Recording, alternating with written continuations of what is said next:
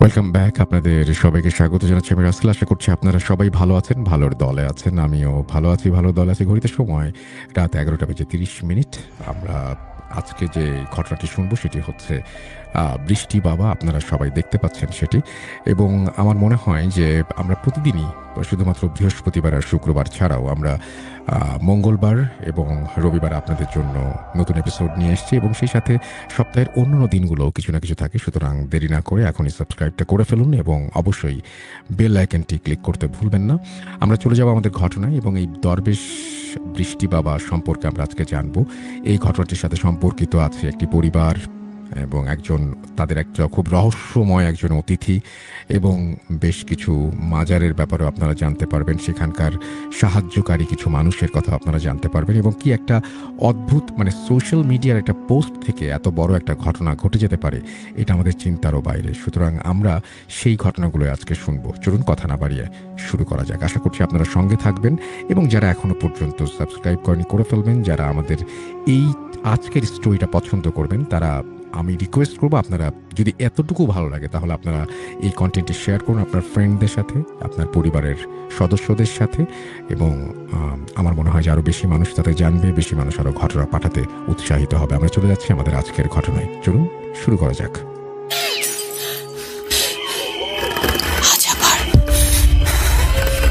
শুনতে পাচ্ছেন শব্দটা? ভয়ের আরেক নাম ভূত.com with Russell.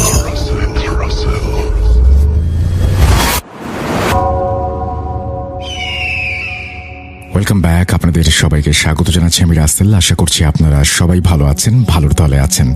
আমিও ভালো আছি আর ভালোর দলে আছি।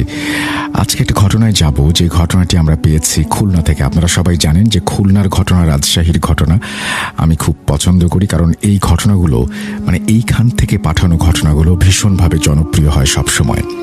আমার পড়তেও ভালো লাগে। যেভাবে লেখা আছে সেভাবেই পড়ছি আমাদের আজকের এই ঘটনাটি। আমার নাম মাদিহা। আমি খুলনা বিভাগের বারাকপুর থেকে বলছি। কাজের সূত্রে আমি ঢাকার একটি ফ্ল্যাটে থাকতাম তখন। আমার এক ফুপু আছেন, যার বিয়ে হয়নি। তিনি আমার সঙ্গেই থাকতেন। আমরা দুজন একে অপরের অভ্যাস, পছন্দ অপছন্দ খুব ভালোভাবে জানতাম, আর আমাদের মধ্যে সম্পর্কটাও ছিল বন্ধুর মতো। এভাবেই আমাদের জীবনটা বেশ ভালোই কাটছিল। ঘরের সমস্ত কাজ ফুপু সামলে নিতেন, আর আমি সারাদিন অফিসে ব্যস্ত থাকতাম। সন্ধ্যায় ক্লান্ত হয়ে বাড়ি ফিরতাম, এবং রাতের বেশিরভাগ সময়টা ফোনেই কাটাতাম। আমি বই পড়তে খুব ভালোবাসি, তাই আমি ফেসবুকে বিভিন্ন ধরনের বইয়ের গ্রুপে জয়েন করি। বলা চলে যে আমি শুরু থেকেই আধ্যাত্মিকতার প্রতি ভীষণভাবে আকৃষ্ট ছিলাম। এক রাতে ফেসবুক ঘাঁটতে গিয়ে একটা গ্রুপ আমার চোখে পড়ল, যেটা ছিল আধ্যাত্মিকতা ও জিন পরি সংক্রান্ত বিষয় নিয়ে। আমার মনে কৌতূহল জাগলো, এই গ্রুপে মানুষ ঠিক কি ধরনের আলোচনা করে তা দেখার জন্য। আমি দেরি না করে সেই গ্রুপে জয়েন করলাম। সেখানে অনেকেই তাদের দৈনন্দিন জীবনের নানা অলৌকিক ঘটনা শেয়ার করত, যা ছিল পুরস্কারযোগ্য এবং আধ্যাত্মিকতার সঙ্গে সম্পর্কিত। এই বিষয়টা আমাকে দারুণভাবে আকর্ষণ করেছিল। ওখানকার পোস্টগুলো খুবই আকর্ষণীয় ছিল। ওই গ্রুপের একজন সেরা কন্ট্রিবিউটর ছিল এক মেয়ে, যার নাম ছিল নিশাত সুলতানা। সে ছিল গ্রুপের সুলতানার মতো। মানুষের সঙ্গে নিজের অভিজ্ঞতাগুলো শেয়ার করত, আর কেউ কোনো সমস্যায় পড়লে তাকে তুচ্ছ বলে উড়িয়ে দিত না, বরং গুরুত্ব দিত। প্রায় সে বিভিন্ন অলৌকিক গল্প বা ঘটনাও শেয়ার করত। ধীরে ধীরে আমার সেই মেয়েটার প্রতি এক ধরনের আগ্রহ জন্মাতে লাগলো। ওর গভীর চিন্তাভাবনাগুলো পড়তে পড়তে আমার মনে হতো ওর সঙ্গে যদি কথা বলতে পারতাম। ওর প্রতিটি পোস্টে আমার মন্তব্য করাটা একটা অভ্যাসে পরিণত হয়েছিল। একদিন হঠাৎ আমার কাছে নিশাত সুলতানার একটা মেসেজ আসলো। নাম এবং প্রোফাইল দেখে আমি তো রীতিমতো অবাক। ভাবলাম, এই মেয়েটার আমার সঙ্গে কি কাজ থাকতে পারে। অবশেষে সে মেসেজে জানালো তার প্রতিটি পোস্টে আমার কমেন্ট সে মনোযোগ দিয়ে পড়ে, এবং তার মনে হয়েছে আমার এই সমস্ত বিষয়ে গভীর আগ্রহ আছে, তাই সে আমাকে নক করছে। এভাবেই কথা বলতে বলতে আমাদের মধ্যে বন্ধুত্ব গড়ে উঠল। গ্রুপের বাইরেও আমরা বিভিন্ন ব্যক্তিগত বিষয় নিয়ে কথা বলতাম। সে বলছিল তার বাড়ি সিলেটে, যাকে অলিয়া আউলিয়ার পুণ্যভূমি বলা হয়। সে আরও জানিয়েছিল যে সে তার নানির সঙ্গে তাদের বাড়িতে একাই থাকে। তার নানি আর সে মিলে সিলেট ও আশেপাশের প্রায় সব মাজার জিয়ারত করেছে। প্রায়ই তারা দুজন মিলে মাজারে চাদর চড়াতো, সেখানে তারা গরিব দুঃখীদের সাধ্যমতো সাহায্য করত। আমি এই সব কথা শুনে ওর প্রতি ভীষণভাবে মুগ্ধ হয়েছিলাম। এই মহৎ কাজের জন্য ওকে একজন মুফতি সাহেব আর্থিকভাবে সাহায্য করতেন, যেটা সে আল্লাহর রাস্তায় খরচ করত। আমার কাছে এটা সত্যি এক অসাধারণ দানশীল কাজ বলেই মনে হয়েছিল। এভাবেই আমাদের বন্ধুত্ব দিনে দিনে আরো গাঢ় হতে লাগলো। একদিন সে আমাকে বলল তার নানির একটা খুব শখ আছে, তিনি ঢাকার মাজারগুলো জিয়ারত করতে চান। আমি বললাম, এটা তো খুব ভালো কথা। সে বলল, আমরা তাহলে আসবো, শুধু তোমাকে আমাদের জন্য একটা হোটেলের ব্যবস্থা করে দিতে হবে। আমি তো প্রথমবারের মতো ঢাকা আসছি, এই শহরটা সম্পর্কে কিছু জানি না। আমার কাছে শহরটা একেবারেই নতুন। আমি তাড়াতাড়ি বললাম, আরে তুমি হোটেলে থাকবে কেন? এই সুযোগে তোমার সঙ্গে আমার দেখাও হবে, আর একসঙ্গে কিছুটা সময়ও কাটাতে পারবো। তুমি হোটেলে উঠবে না, সরাসরি নানিকে নিয়ে আমাদের বাড়িতে চলে এসো। আমার ফুপুও খুব খুশি হবেন, আর আমরা তোমার সঙ্গে মাজারে যাওয়ার সুযোগ পাবো। আমার এই কথা শুনে সে খুব খুশি হলো। আর হ্যাঁ, আমাদের ফ্ল্যাটের ওপরে যে ফ্ল্যাটটি ছিল ওটা একটা বৃদ্ধ দম্পতির ছিল, যাদের ছেলেমেয়েরা বিয়ে করে আলাদা থাকতো। তাদের সঙ্গে আমাদের সম্পর্কও খুব ভালো ছিল। ফুপু যখনই কোনো মজার খাবার রান্না করতেন, অবশ্যই তাদের জন্য কিছুটা পাঠিয়ে দিতেন। ফুপু আর আমাকে ওই বৃদ্ধ কাপল খুব পছন্দ করতেন, স্নেহ করতেন, দোয়া দিতেন। ফুপু তাদের জানিয়েছিল যে আমাদের বাড়িতে অতিথি আসছে। তখন তারা দুজন বললেন, অবশ্যই তোমাদের অতিথিদের আমাদের বাড়িতেও নিয়ে এসো। নিশাত আর তার নানিকে আমি স্টেশন থেকে আনতে গিয়েছিলাম। নিশাত আমারই সমবয়সী ছিল। আমাদের দেখা হওয়াটা খুব আন্তরিক ছিল। তবে প্রথম দেখাতেই তার নানিকে আমার একটু অদ্ভুত লেগেছিল। ফ্যাকাশে মুখ, পাতলা দুর্বল গড়ন, চোখে বড় সাদা চশমা, এই সব কিছু আপাত দৃষ্টিতে ঠিকই ছিল, কিন্তু তার মুখের রংটা কেমন যেন একটু অন্যরকম। নীলাভ আভা মেশানো গোল গোল চোখ ঘুরিয়ে তিনি চারিদিকে তাকাচ্ছিলেন। তাকে দেখে প্রথমে আমি একটু থমকে গিয়েছিলাম। তারপর ভাবলাম, মানুষ হয়তো এমনও হয়, অথবা হয়তো বয়স বাড়ার সঙ্গে সঙ্গে মানুষের মধ্যে এমন পরিবর্তন আসে। আমরা বাড়ি পৌঁছালাম। আমাদের ফ্ল্যাটটা ছিল 2 কামরার, সঙ্গে একটা বসার ঘরও ছিল। আমি আগে থেকেই ঠিক করে রেখেছিলাম নিশাত আমার সঙ্গে আমার ঘরে ঘুমাবে, আর ফুপু নানিকে তার সঙ্গে ঘুমাতে দেবেন। সারাদিন তো আমাদের গল্প করেই কেটে গেল। নিশাতের কথার মধ্যে সিলেটের অনেক মাজারের উল্লেখ ছিল। সে আমাকে এক এক করে প্রতিটি মাজারের কথা বলছিল, কোথায় কোন মাজার অবস্থিত, আর তার কেরামতি কি কি, কিভাবে মানুষের মনের আশা পূরণ হয়, কিভাবে জিনভূতের প্রভাব মানুষের ওপর থেকে দূর করা যায়। এই সব কথা খুব মনোযোগ দিয়ে আমি শুনছিলাম। আমি কখনো সিলেটে যাইনি, তাই আমার এই ব্যাপারে ভীষণ আগ্রহ ছিল। এইসব কথার মধ্যে নানি কিন্তু নিজের জগতেই মগ্ন ছিলেন।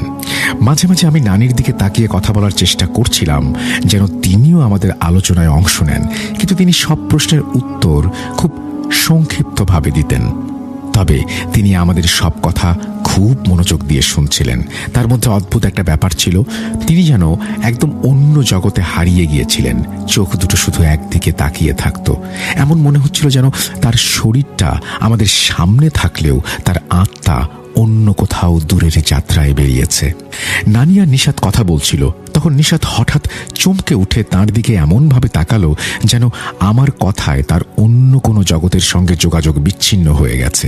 আমি তার আচরণ, তার বাচন ভঙ্গি, তার তাকানোর ভঙ্গি, তার ব্যক্তিত্ব সবই খুব অদ্ভুত মনে করেছিলাম। আমি ফুপুর দিকে তাকালাম।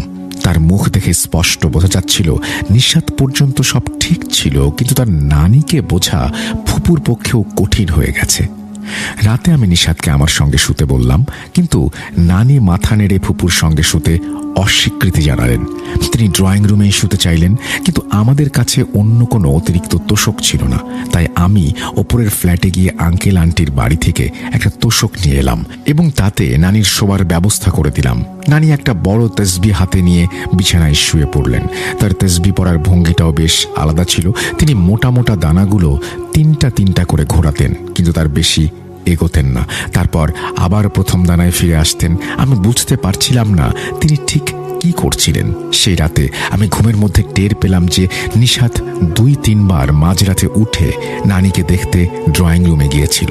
তারপর কিছুক্ষণ পর আবার ফিরে এসে বিছানায় শুয়ে পড়ল। আর আমি মনে মনে আশ্চর্য হলাম তার কি করে এমন পাতলা ঘুম হতে পারে। একদিকে তো ছিল যাত্রার ক্লান্তি, তার উপর সারাদিন আমরা নানা জায়গায় ঘুরেছিলাম। পরের দিন ছিল রবিবার।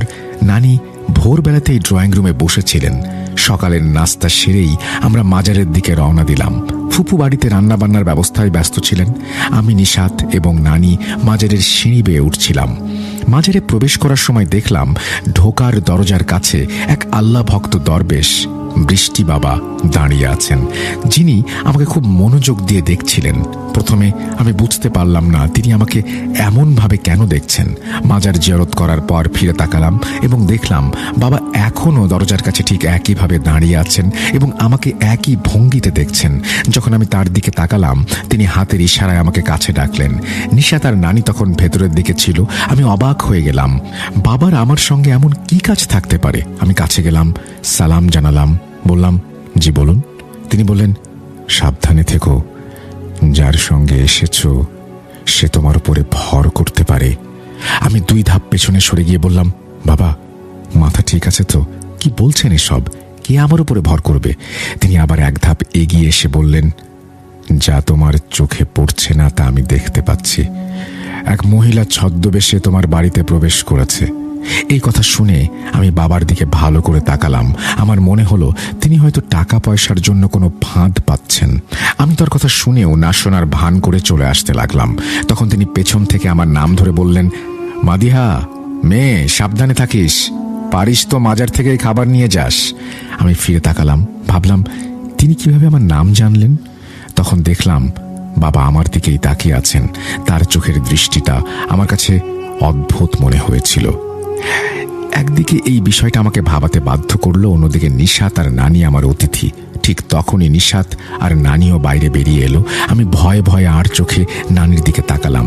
সেই মুহূর্তে ওনাকে আমার বেশ ভয়ঙ্কর লাগছিল। আমি তড়িঘড়ি করে তার মুখ থেকে চোখ সরিয়ে নিলাম। আমি নিশাতকে বললাম, চলো মাজার থেকে খাবার নিয়ে আসি। নিশাত বলল, আমি তো নিজেই মাজারে টাকা দেব। আমরা নিচের দিকে এলাম। নিশাত এগিয়ে গিয়ে ওখানকার কারোর সঙ্গে টাকা দেয়া নিয়ে কথা বলতে লাগলো। আমি বুঝতে পারলাম সে এখানেও মাজারের জন্য টাকা দিতে চায়। কিছুক্ষণ সেখানে দাঁড়িয়ে থাকার পর একজন মহিলা, যিনি সবাইকে খাবার দিচ্ছিলেন, তিনি ইশারায় আমাকে কাছে ডাকলেন। আমি কাছে গেলাম। তিনি আমার হাতে খাবার তুলে দিয়ে বললেন, কেন কেন নিজের জীবনটা নষ্ট করতে উঠে পড়ে লেগেছ? বললাম না, এখান থেকে সরে যাও, এই মেয়েদের সঙ্গ ত্যাগ করো।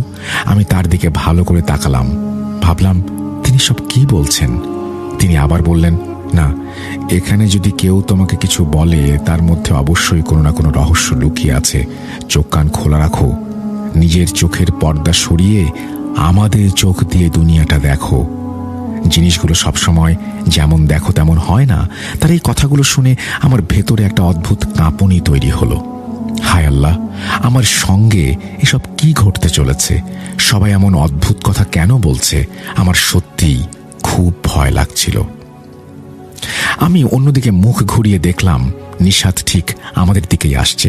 আমি নিশাতের দিক থেকে চোখ সরিয়ে আবার ওই মহিলার দিকে তাকালাম, কিন্তু সেখানে কেউ ছিল না। আমার তো ভয়ে আত্মা শুকিয়ে গেল। এত কম সময়ের মধ্যে ওই মহিলা কোথায় অদৃশ্য হয়ে যেতে পারেন আমি কিছুই বুঝতে পারছিলাম না। আমি কি ওই মহিলার কথা বিশ্বাস করব, নাকি যাকে আমি অতিথি হিসেবে বাড়িতে নিয়ে এসেছি তার উপর বিশ্বাস রাখব? ঠিক তখনই নিশাত আমার কাছে চলে এলো। আমি হাত বাড়িয়ে বললাম, দেখো আমি খাবার নিয়ে এসেছি। সে মাজারের খাবার তখন আমার হাতে ধরা ছিল। নিশাত আমার কথার কোনো উত্তর না দিয়ে আমাকে জিজ্ঞেস করলো, নানি কোথায়? আমি সঙ্গে সঙ্গে সেই দিকে ইশারা করলাম যেখানে নানি কিছুক্ষণ আগেও দাঁড়িয়েছিলেন, কিন্তু এখন সেখানে নানির কোনো চিহ্নই নেই। আমি বললাম, আমাকে মাজারে এক মহিলা ডেকেছিলেন খাবার নিতে, তখনও তো নানি ওখানেই দাঁড়িয়েছিলেন। একজন বৃদ্ধ মহিলা, তিনি আর কত দূরই বা হাঁটতে পারেন, হয়তো আশেপাশেই থাকবেন। হঠাৎ আমি নিশাতের মুখের রং বদলে যেতে দেখলাম। মনে হলো সে খুব রেগে গিয়েছে, কিন্তু পর মুহূর্তেই নিজেকে সামলে নিল। পুরো মাজার চত্বর জুড়ে আমি আর সে নানিকে অনেক খুঁজলাম, কিন্তু কোথাও পাওয়া গেল না। ঠিক তখনই বাড়ি থেকে ফুপুর ফোন আসলো। আমি ফোনটা ধরতেই ফুপু বলল, কিরে তোরা কখন বাড়ি পৌঁছাবি? আমি তো খাবার রেডি করে বসে আছি। নানি বলছিলেন যে তিনি রুটি খাবেন, তাই গরম গরম রুটি বানাচ্ছি, তোরা চলে আয়। আমি এই কথা শুনে নিশাতের দিকে তাকালাম। সে তখন নানিকে খুঁজতে খুঁজতে সিঁড়ি দিয়ে উপরে উঠছিল। আমি অবাক হয়ে বললাম, নানি বাড়িতে? ফুপু বললেন, হ্যাঁ, নানি আর কোথায় যাবে? তোরা সকালে যাওয়ার পর তিনি ঘুমিয়ে পড়েছিলেন, এই তো কিছুক্ষণ আগে উঠলেন। আমি তো ভয়ে রীতিমতো জমে গেলাম।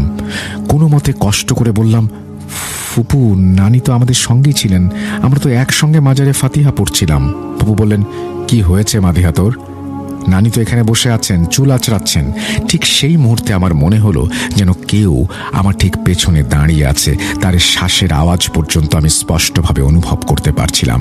এত জোরে কেউ শ্বাস নিচ্ছিল যে আমার মাথার উপরের ওড়নাটা পর্যন্ত কাঁপছিল। আমার হাত থেকে ফোনটা নিচে পড়ে গেল আর আমার প্রাণ যেন বেরিয়ে যাওয়ার উপক্রম হলো। তখন একটা শীতল হাত আমার কাঁধে এসে লাগলো। আমি ভয়ে ভয়ে সাথে সাথে আমার মাথা পেছনের দিকে ঘোরালাম আর আমার গলা দিয়ে একটা আর্তনাদ বেরিয়ে এলো। নানি আমার ঠিক পেছনেই দাঁড়িয়ে আছেন। আমি কিভাবে যে নিজেকে সামলেছিলাম সেটা কেবল আমিই জানি। তার মুখটা ছিল একেবারে অভিব্যক্তিহীন। তিনি আমাকে এমন চোখে দেখছিলেন যেন আমার শরীরের ভেতরটা পর্যন্ত দেখতে পাচ্ছেন। আমার হৃৎপিণ্ড তখন এমনভাবে ধুকফুক করছিল যেন আমি চিৎকার করে সবাইকে বলতে চাই, এটা সত্যি না, এটা সত্যি না। আমার মনে হচ্ছিল এটা কি কোনো চোখের ধাঁধা নাকি ফুপুই কোনো ধোকার মধ্যে আছেন। আমি কিছু বুঝে উঠতে পারছিলাম না। ঠিক তখনই সামনে নিশাত এসে দাঁড়ালো। তার শ্বাস ফুলে উঠছিল। সে বলল, আরে নানি, তুমি এখানে? আর আমি তোমাকে পুরো মাজার খুঁজে বেড়াচ্ছি। নানি নিশাতের সঙ্গে দাঁড়ালেন। এখন আমি ভয়ে ভয়ে দুজনকে দেখতে লাগলাম। ভাবতে লাগলাম, কে এই মহিলা যার সম্পর্কে আমাকে সতর্ক করা হয়েছিল?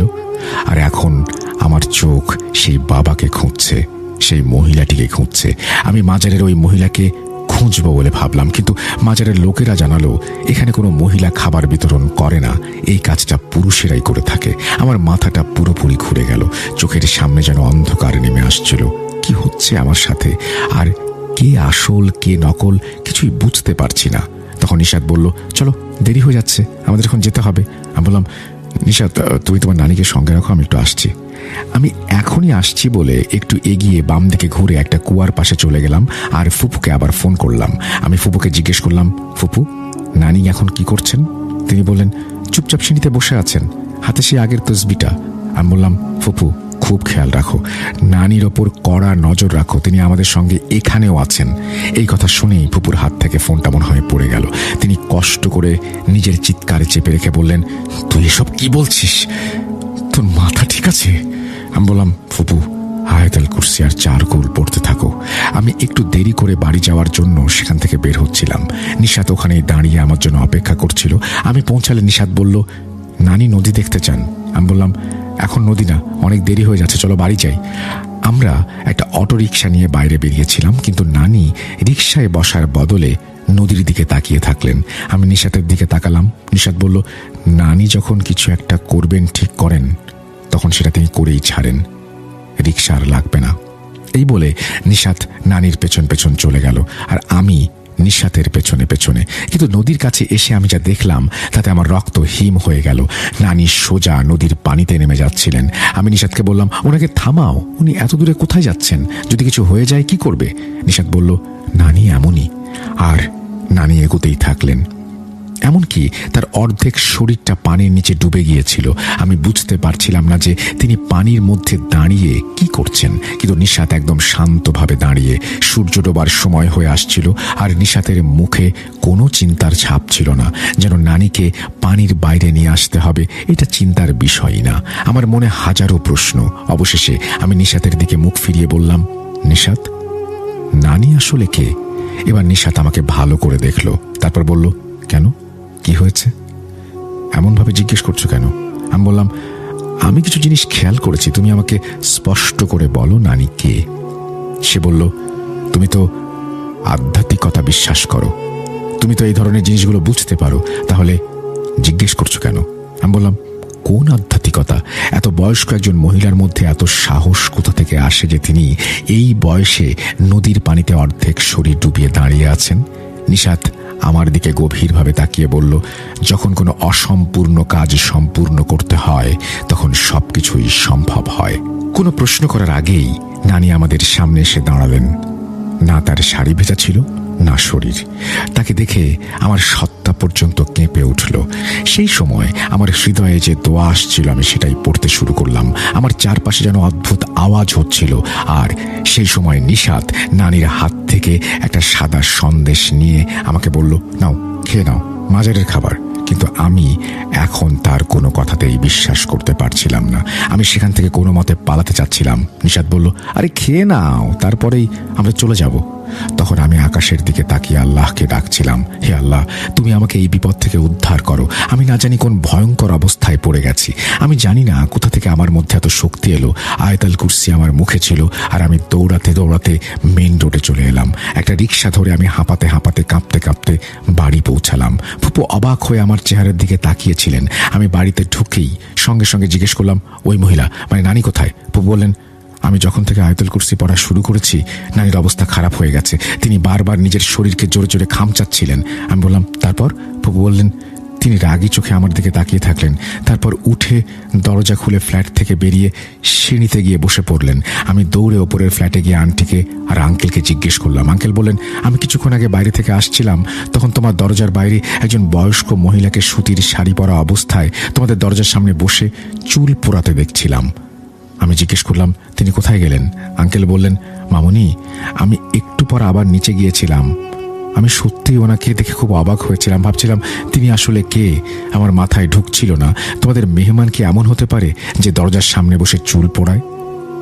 এটা আমার কাছে একেবারেই স্বাভাবিক মনে হয়নি। আমার কাছে বিষয়টা অদ্ভুত লেগেছিল। কিন্তু যেহেতু তোমাদের বাড়িতে গেস্ট এসেছিল, তাই আমি তোমাদের দরজায় নক করাটা ঠিক মনে করিনি।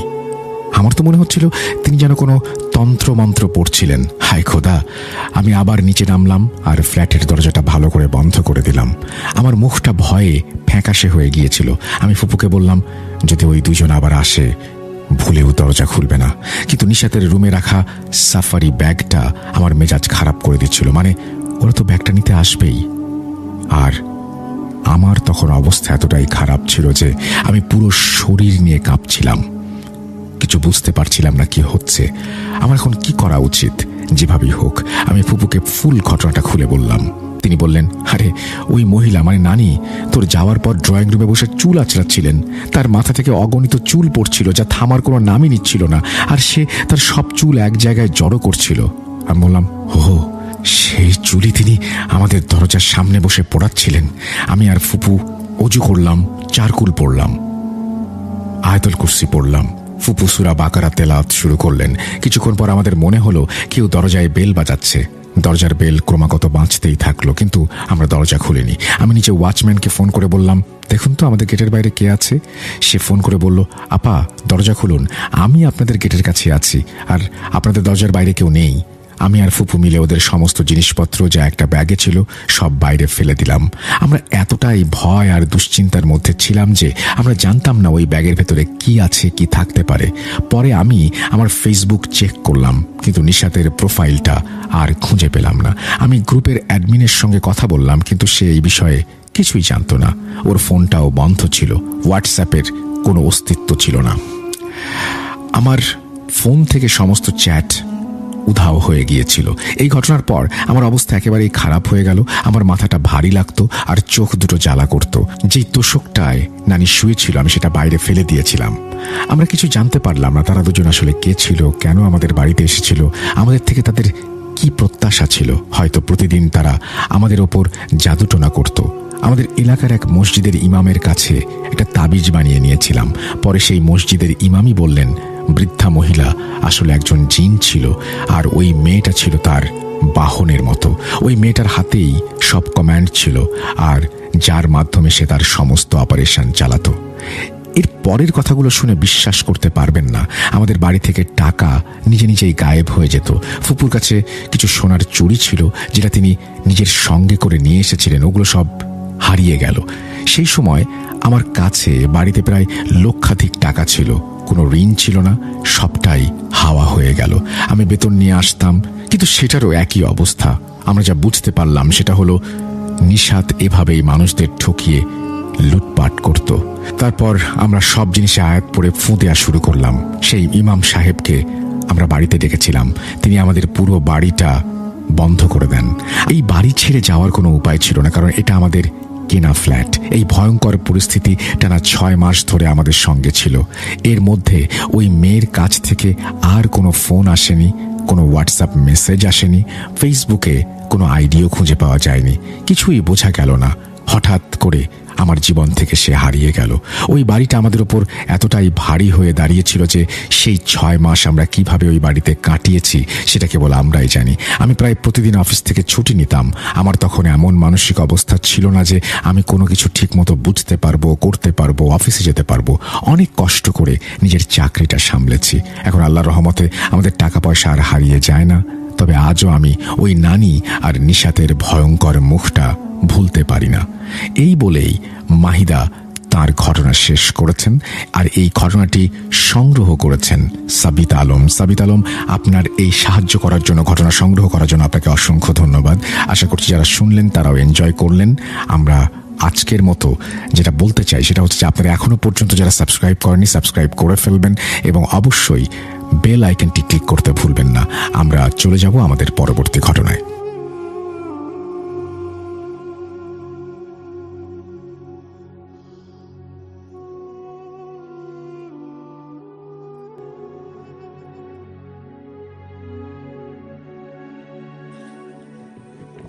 Welcome back. আপনাদের সবাইকে স্বাগত জানাচ্ছি আমি রাসেল। আশা করছি আপনারা সবাই ভালো আছেন, ভালোর দলে আছেন। আমিও ভালো আছি, ভালোর দলে আছি। আমরা প্রথম ঘটনাটা শুনে ফেললাম।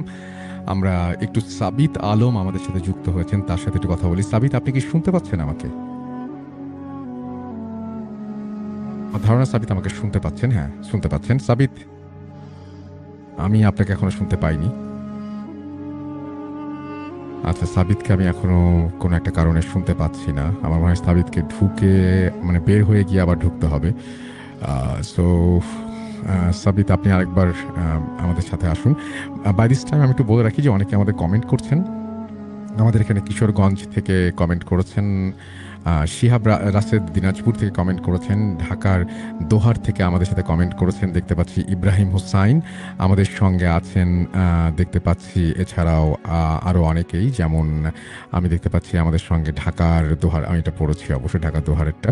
আচ্ছা, জিনের গল্প প্লিজ লিখেছেন আমাদেরকে রতন কুমার। আমরা চেষ্টা করব। জিনের গল্প আসলে সব কিছুতেই তো মানে আপনি একটু আগে যেটা শুনলেন সেটার মধ্যেও তো এরকম একটা মানে ঘটনা ছিল। সুতরাং জিনের গল্প আলাদাভাবে কেমন চাচ্ছেন আপনি যদি কমেন্ট সেকশনে একটু লিখতেন তাহলে আমি বুঝতে পারতাম।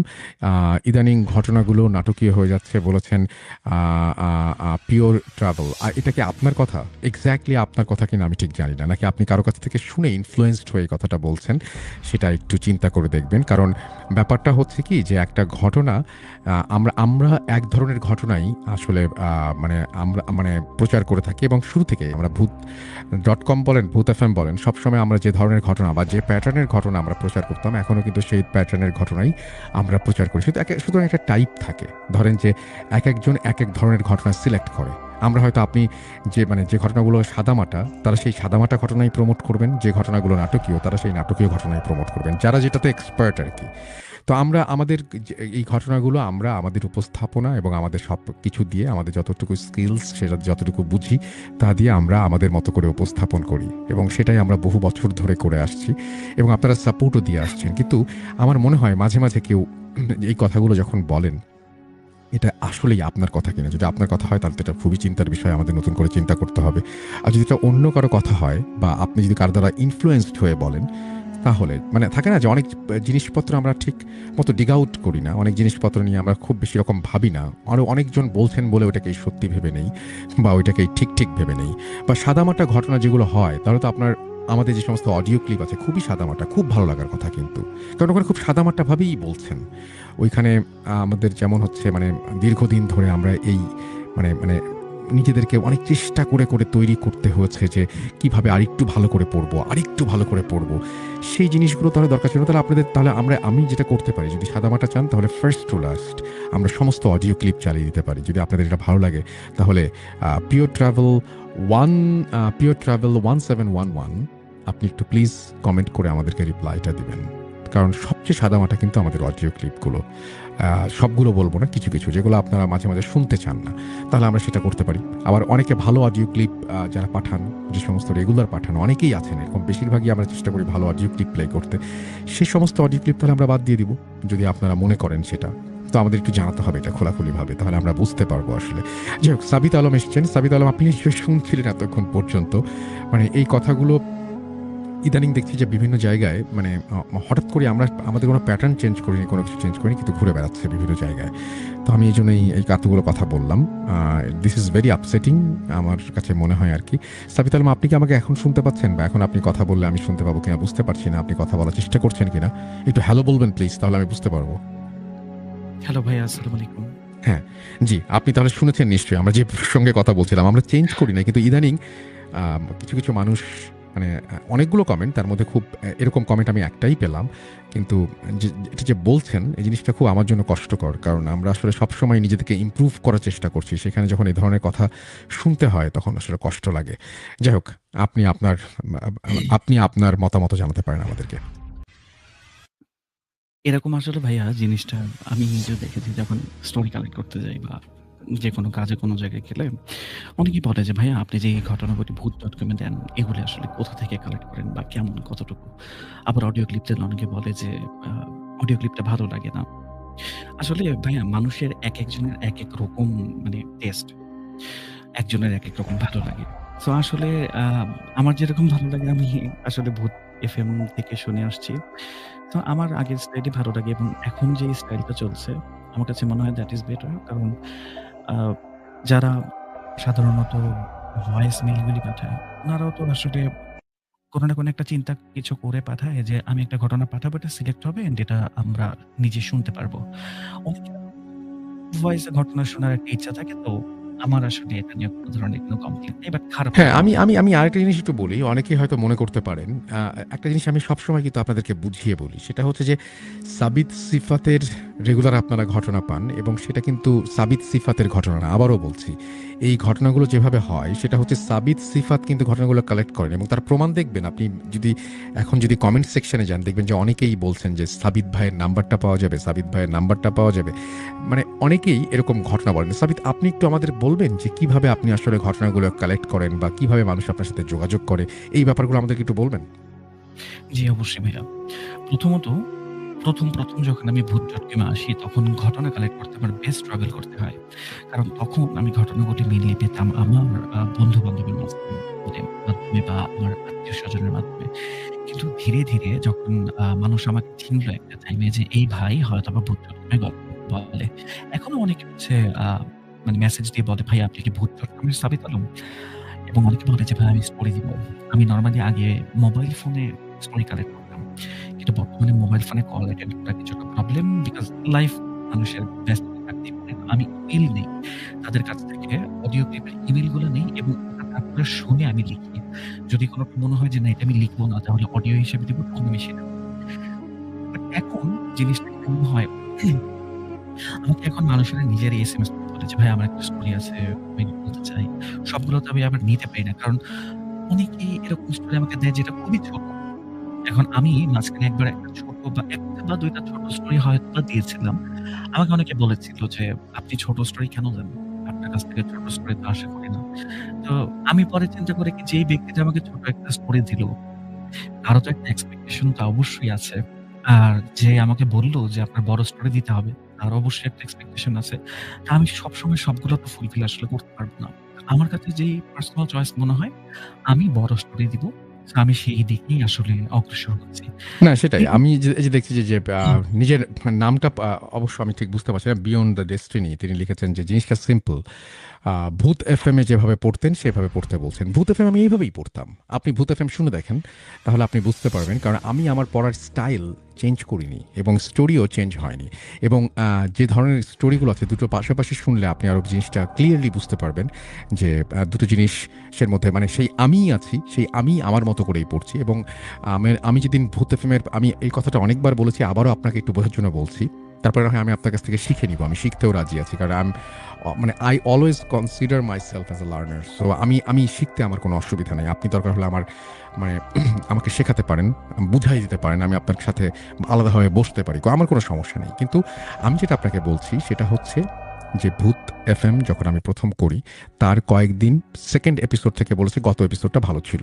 আজকের এপিসোডটা আরেকটু বেটার করা উচিত ছিল, তারপরের এপিসোডে বলছে গত এপিসোডটা ভালো ছিল, আজকের এপিসোডটা এটা আমার সাথে হয়েছে। সো এটা তো একটা প্রসেস যেখানে আমি 15 ইয়ার্স ধরে কাজ করছি, এবং 15 ইয়ার্স ধরে আমি নিজেকে বোঝার চেষ্টা করেছি, আমার যারা শো শোনেন, যারা আমাদের সঙ্গে আছেন তাদেরকে বোঝার চেষ্টা করেছি, এবং তাদের সাথে আমি মানিয়ে চলার চেষ্টা করেছি যে কীভাবে তারা চাচ্ছেন, কী ধরনের কন্টেন্ট চাচ্ছেন, কী ধরনের জিনিস তারা পছন্দ করছেন। এইভাবে আমি চেষ্টা করেছি নিজেকে বোঝার এবং লিসেনারদের বোঝার এবং নিজেকে ইমপ্রুভ করার। একটা মানুষ একটা প্রসেসের মধ্যে দিয়ে যায়।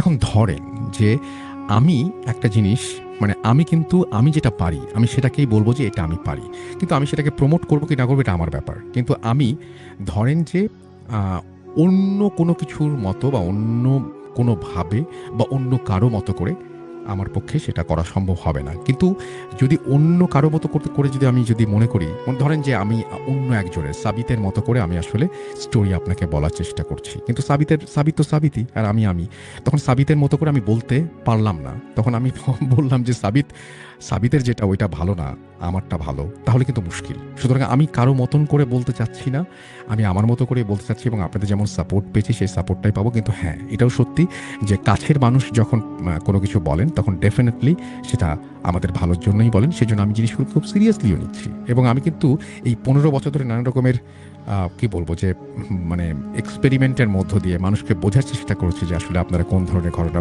পছন্দ করেন। প্রতিটা মুহূর্তে আপনারা বলেছেন পুরনো মিউজিক ফিরিয়ে নিয়ে আসতে, আমরা পুরনো মিউজিক ফিরিয়ে নিয়ে এসেছি। আপনারা বলেছেন বড় স্টোরি শুনতে চান, আমরা বড় স্টোরিতে চলে গেছি। ভূত এফএমে আমি ম্যাক্সিমাম সময় 10 মিনিটস বা 7 মিনিটস বা 8 মিনিটস এরকম স্টোরি বেশি পড়তাম। এখন সেগুলো লেংথ অনেক বেড়ে গেছে।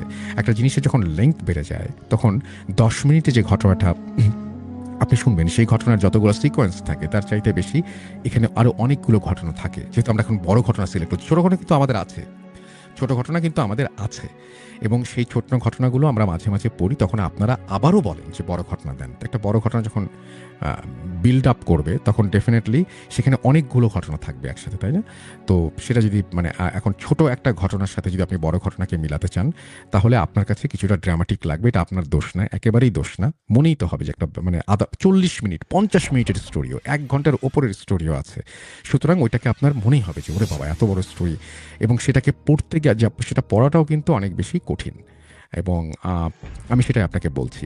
এবং আমরা যেটা করি এখন সেটা আমরা ভূত এফএমেও চেষ্টা করেছিলাম একটা সময় যখন আমি করতাম, কিন্তু that was very difficult at that time. But এখন এই জিনিসটা অনেক বেশি ইজি হয়েছে। সেটা হচ্ছে যে যখন কেউ কথা বলছেন সেগুলোকে একটু সেপারেট করা। তো আমরা নিজেরাই আমাদের লার্নিং প্রসেসের মধ্যে দিয়ে আছি, এবং definitely we can always change our self, we can always upgrade our self, we can always try for the improvement. আমাদের কোনো প্রবলেম নাই। সুতরাং আপনারা যেভাবে জানাচ্ছেন সেভাবেই জানাবেন, এবং তাতে আমাদের আপনার চাইতেও আমার বেশি উপকার হবে বলে আমার বিশ্বাস। যাই হোক, আমি যেটা করতে চাই সেটা হচ্ছে সাবিত আলমের ঘটনায় চলে যেতে চাই এখন সরাসরি। চলুন শুরু করা যাক। সাবিত। জি ভাইয়া, আমি আজকে একটা ঘটনা বলতে চাই আপনাদেরকে। যে ঘটনাটা আমি শুনেছিলাম এমন একজন ভাইয়ের কাছ থেকে, উনি ওনার নামটা আমাকে বলতে নিষেধ করেছেন, বিকজ উনি আমার সাথে খুবই ক্লোজ, অ্যান্ড ওনার পরিবারও ভূত.com সাধারণত শুনে থাকে। তো এই কারণে ওনার নামটা বলা নিষেধ। কিন্তু উনি ওনার ওয়াইফের নামটা বলার পারমিশন আমাকে দেন। ওনার ওয়াইফের নাম হচ্ছে নাবিলা। দুইজনই ময়মনসিংহের কোনো একটা জায়গায় থাকতেন, এখনো থাকেন। তো ওনাদের মাঝখানে বিয়ের 3 বছর পার হয়ে যায়, এবং এই 3 বছরে ওনারা ওনাদের নিজেদের ফ্যামিলি গোছানোর জন্য মোটামুটি ভালো স্ট্রাগল করেন, এবং বিভিন্ন টাইপের যে জিনিসগুলি থাকে একটা ফ্যামিলিতে। এরপরে অফিস থেকে ভাই একদিন ছুটি পান, এবং ছুটি পেয়ে বলেন আপুকে যে চলো, আমরা তো ওরকমভাবে কখনো কোয়ালিটি টাইম স্পেন্ড করি নাই, so let's go for vacation.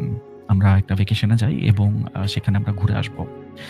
তো ওনারা অনেক জায়গা ঠিক করার চেষ্টা করেন, বাট ফাইনালি ওনারা সিলেটের একটা চা বাগানের ভেতরে কোনো একটা লজের মধ্যে থাকার ওনারা সিদ্ধান্ত নেন। আমাকে হয়তো অন্য কোনো একটা নাম বলেছিল, রেস্ট হাউস টাইপের, আমার মনে নেই। তো ওখানে থাকার সিদ্ধান্ত নেন, কারণ ওইখানে লজের আশেপাশে ওনার বন্ধু বান্ধবের বাসা ছিল।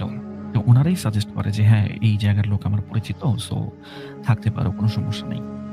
তো ওনারা প্রথম দিন যেদিন রওনা দিলেন, এক সুন্দর একটা জার্নি করে ওনারা চলে গেলেন সেই সিলেটে। একেবারে সবুজ একটা জায়গা, এবং তখন শীতকাল।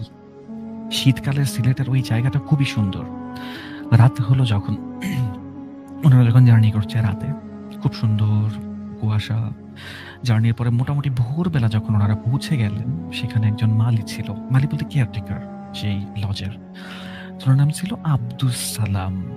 আব্দুস সালাম আপুকে দেখে বললেন ১ম বার যে, "আপা, আপনি মেয়ে মানুষ তো, আপনি কি গর্ভবতী?"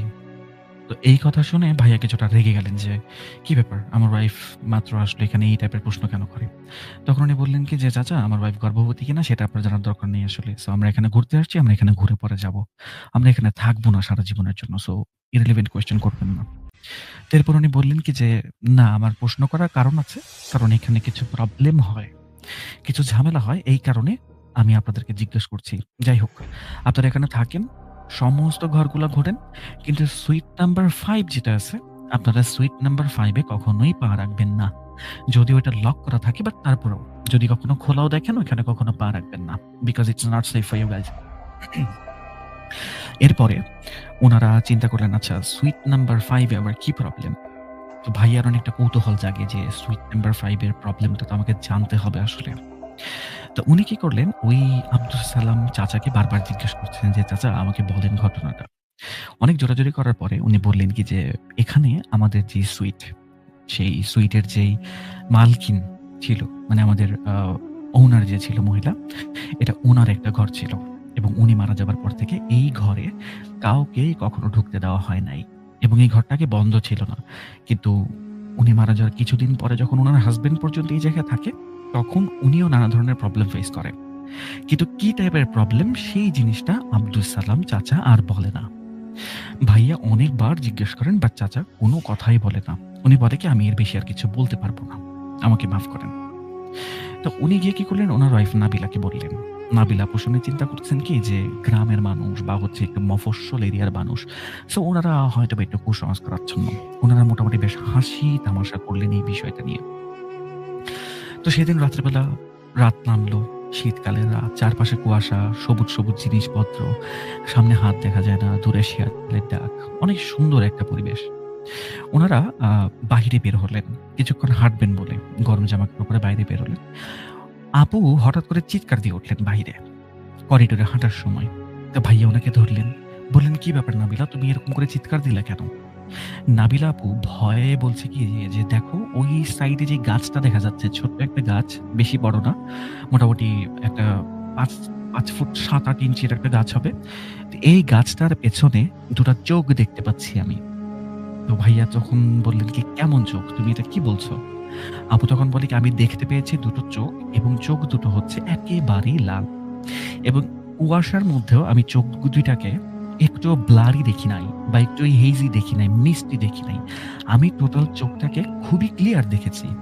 অ্যাজ জাস্ট লাইক যে এখানে কোনো ফগ বা কুয়াশা কিচ্ছু নেই।" তো এরকম একটা ঘটনা। ভাইয়া বললেন যে, "তুমি হয়তোবা জার্নি করেছো, তোমার ঘুম বেশি একটা ভালো হয়নি। সো তোমার মেবি রেস্টের দরকার। You should rest. Let's go to the room." তো উনারা রুমে যাওয়ার সিদ্ধান্ত নিলেন। কিন্তু যখন রুমে যাচ্ছেন, হঠাৎ করে ভাইয়া শুনলেন উনার পেছন থেকে কিছু একটা সাউন্ড আসছে। মানে somebody is walking। খালি পায়ে বেয়ার ফুটেডলি যদি কেউ হাঁটে বা দৌড় দেয়, কিরকম একটা সাউন্ড হয় না ফ্লোরে? ওরকম একটা সাউন্ড পেলেন উনি। উনি ভাবলেন এই মালি চাচা হয়তোবা আসছে, আব্দুল সালাম। কিন্তু পেছনে যখন উনি ঘুরলেন, কুয়াশার জন্য তো এমনিও দেখতে পাচ্ছিলেন না। কিন্তু উনার মনে হলো যে পেছনে আসলে কেউ নেই। হঠাৎ করে উনি উনার কানে একটা ভয়েস শুনতে পান এবং ভয়েসটা হচ্ছে একটা মহিলার voice, but it was not Nabila আপুস ভয়েস। অন্য টাইপের একটা ভয়েস। মহিলা মানুষের ভয়েস সাধারণত কিছুটা মানে সরু টাইপের হয়। কিন্তু ওই ভয়েসটা ছিল মোটা টাইপের। বলছিল কি যে, "আমার সুইটে নজর দিবা না। তোমার ওয়াইফ আমার সুইটে নজর দিয়েছিল। এই কারণে আমি ওকে দেখা দিয়েছিলাম।" তো উনি এই জিনিসটা শুনে চিন্তা করলেন কি, উনার হয়তোবা হ্যালুসিনেশন হচ্ছে, যেহেতু চাচার কাছ থেকে এই ধরনের কথাবার্তা উনি আগেই শুনেছেন এবং উনি বিজ্ঞানমনস্ক মানুষ। উনি একজন সফটওয়্যার ইঞ্জিনিয়ার ছিলেন। তো উনি এই জিনিসটা পাত্তা না দিয়ে ভেতরে চলে গেলেন উনার ওয়াইফের সাথে। তো হঠাৎ রাতের বেলা উনার ওয়াইফ উনাকে ডাক দিল। ১ ঘন্টার মধ্যেই। উনিও তখন ঘুমাতে পারছিলেন না। নাবিলা আপু উনাকে ডেকে বললেন কি জানো? "একটা ভারী মহিলা গলা শুনলাম।" তো ভাইয়া কিছুটা কৌতূহলী হয়। বলে কি যে, "কেমন টাইপের ভারী মহিলা গলা?" আপু বললেন যে, "মহিলাটা আমাকে বলল যে আমার সুইটের দিকে নজর দিবা না। আমি তো সুইটের সামনে গিয়ে জাস্ট করিডোরটা দেখতে চাইছিলাম। ডোরটা দেখতে চাইছিলাম যে কেমন ছিল। কিন্তু এরপরই আমার কানে আমি এরকম একটা ভয়েস শুনলাম, আই এম ভেরি স্ক্যার্ড। ভাইয়া তখন বুঝতে পারলেন উনি যে জিনিসটা আসলে তখন শুনেছিলেন দ্যাট ইজ নট হ্যালুসিনেশন, ওটা অ্যাকচুয়ালি রিয়েলে হচ্ছিল। এরপরে উনি কি করলেন, চিন্তা করলেন যে আচ্ছা মালি চাচার সাথে কথা বলবো। তো ওই দিন রাতের বেলা হঠাৎ করে ঝুম বৃষ্টি নামে, শীতকালেই ঝুম বৃষ্টি, এবং সুইটটা ছিল মানে সুইট বলছি, এটা আসলে লজটা ছিল অনেক পুরাতন, এবং পুরাতন থাকার কারণে ওটার আশেপাশের যে সিলিং ছিল বা ডোরগুলা ছিল বা জানালাপত্র, সেগুলো খুব বেশি একটা শক্তপোক্ত ছিল না। তো শক্তপোক্ত না থাকার কারণে বৃষ্টির মধ্যে পানি ঢুকছে ঘরের ভেতরে। তো ওনাদের বিছানাটা প্রায় ভিজে যাওয়ার মতো অবস্থা। ওনারা উঠলেন, উঠে হচ্ছে মালি চাচার রুমে গেলেন। মালি চাচাকে বললেন যে, "সালাম চাচা, আমাদের তো রুমে পানি ঢুকছে, আমরা এখন কি করব?" উনি বললেন যে, "আমার ওইখানে চাবির গোছা আছে, অন্য একটা রুম দেখেন, বিকজ আমাদের সুইট সবসময় মানে আমাদের লজ সবসময় প্রায় খালিই থাকে। যে রুমগুলো খালি আছে ওখানে কোনো একটা গিয়ে শুয়ে পড়েন, সমস্যা নেই।" It was just actually guest house. একটা প্রাইভেট গেস্ট হাউস ছিল এটা। তো উনি চিন্তা করলেন, আচ্ছা আমি কি কারণে চাবি নিয়ে যাব? উনি ধমক দিয়ে বললেন, "এটা আপনার কাজ না? আপনার এখানে অতিথি হয়ে আসছি, টাকা তো দিচ্ছি, আপনি বের হয়ে আসেন।" উনি পরে বললেন কি, "আমি এত রাতের বেলা বের হইতে পারবো না। আমি মানা করলাম বের হইতে পারবো না, এখানে চাবি আছে নিয়ে যান।" তো উনি কি করলেন, অগত্যা চাবিগুলা নিলেন। নিয়ে যেই কয়েকটা রুম ছিল সবগুলা দেখলেন মোটামুটি পানি পড়ছে। তো উনি চিন্তা করলেন এখানে তো আসলে থাকা সম্ভব না। তখন উনি আবারও মালি চাচার কাছে গেলেন। বললেন কি যে, "সুইট নাম্বার 5 এর চাবি দেন।" মালি চাচা বলে কি যে, "না আমি দিব না।" উনি ধানাই পানি স্টার্ট করলো যে, "না আমি এটার চাবি কোনো অবস্থাতেই দিব না।" কিন্তু এরপরে ভাই হচ্ছে ভয় দেখানো শুরু করলেন যে, "আপনি চাবি দিবেন না তো? ঠিক আছে। আমি তো সরকারি চাকরি করি। সো আমার পরিচিত লোকজন আছে। আপনার এই গেস্ট হাউস যেখানে কিভাবে থাকে আমি দেখব।" তো এই কথা শুনে উনি ভয়ে চাবিটা দিয়ে দিলেন। তো চাবি নিয়ে ভাইয়া যখন আপুকে নিয়ে রুমের ভেতরে ঢুকলেন, এই রুমটাতে কোনো পানি নেই এবং রুমটা খুব সুন্দর পরিপাটি। দেখে বোঝা যায় এই রুমটা প্রায় সময়ই ক্লিন করা হয়। কিন্তু আসার পর থেকে উনারা কখনোই দেখেন নাই মালি চাচা বা যেকোনো ব্যক্তি ওই রুমের ভেতরে গেছে, কেউই না। তো এরকম টাইমে উনি হঠাৎ করে রুমের ভেতরে যখন ঢুকলেন সবকিছু ক্লিন, একদম অনেক ক্লিন। মানে ৪-৫ টা আসবাবপত্র যেমন থাকে, আমরা একটা সাধারণত নতুন ঘরে যখন উঠি তখন সমস্ত আসবাবপত্র যেরকম একবারে পরিপাটি ক্লিন করে রাখি, একেবারে সেরকম ক্রিস্টাল ক্লিন। তো উনি কিছুটা অবাক যে কি ব্যাপার, এরকম ক্রিস্টাল ক্লিন একটা রুম হয়তো ক্লিন করতে পারি, it's not a big deal. উনি ওনার ওয়াইফকে নিয়ে শুয়ে পড়লেন রাতের বেলা। হঠাৎ করে রাতের বেলা উনি একটা খট করে একটা শব্দ শুনলেন। ঘড়ির কাঁটার মতো, লাইক টিকটক, টিকটক, টিকটক। কিন্তু কোনো টাইপের ঘড়ি ওই রুমে ছিল না। উনি ভাবলেন কি ব্যাপার? এখানে ঘড়ির সাউন্ড কোত্থেকে আসতেছে? এই রুমে তো কোনো ঘড়ি নাই। আপু এরপরে হঠাৎ করে ভাইয়াকে বললেন কি যে, "দেখো তো, ওই যে চেয়ারটা দেখতে পাচ্ছ, ওই চেয়ারটা কি একটু আগে আমাদের দিকে ঘোরানো ছিল না? এখন এটা মনে হচ্ছে দরজার দিকে ঘোরানো। আমি কি ঠিক বলছি না তোমারও সেম মনে হচ্ছে?" ভাইয়া বললেন কি যে, "আমি তো আসলে খেয়াল করিনি ওরকমভাবে। সো এটা নিয়ে ভাবার তেমন কোনো কারণ নাই। Don't worry." উনি ভাবলেন না উনারা তেমন কিছু একটা। উনারা শুয়ে পড়ার সিদ্ধান্ত নিলেন। কিন্তু ভাইয়া হঠাৎ করে দেখলেন চেয়ারটা না নড়ছে। শুরুতে একটা জিনিস বলে রাখি, আমি যেটা মিস করে গেছি, ওখানে তো কারেন্ট বলতে তেমন কিছু নাই। আর যেহেতু ঝড় বৃষ্টির রাত, উনাদের রুমের ভেতরে মোমবাতি, হ্যারিকেন ছিল। মোমবাতিই ছিল মেক্সিমাম। আর ওই যে কাঁচের কয়েকটা চিমনিওয়ালা যে বাতিগুলা থাকে ওরকম বাতি ছিল। মানে ক্যান্ডেলের। তো হঠাৎ করে উনারা দেখলেন কি যে ওই চেয়ারটা একটু, একটু নড়া শুরু করে। ভাইয়া তো কিছুটা ভয় পেয়ে যান। উনি ভাবলেন কি যে বাহির থেকে হয়তোবা বাতাসের কারণে এমনটা হচ্ছে। কিন্তু ওই রুমে অ্যাকচুয়ালি কোনো জানালা নেই, কোনো দরজা নেই। তাহলে কিভাবে বাতাসে চেয়ারটা নড়তে পারে? আর চেয়ার তো হচ্ছে খুব ভারী একটা জিনিস। সো কিভাবে এটা কিভাবে নড়তে পারে? উনি কিছুটা চিন্তিত হয়ে গেলেন এবং আপুকে তখন মানে উনি কিছু বলেন না।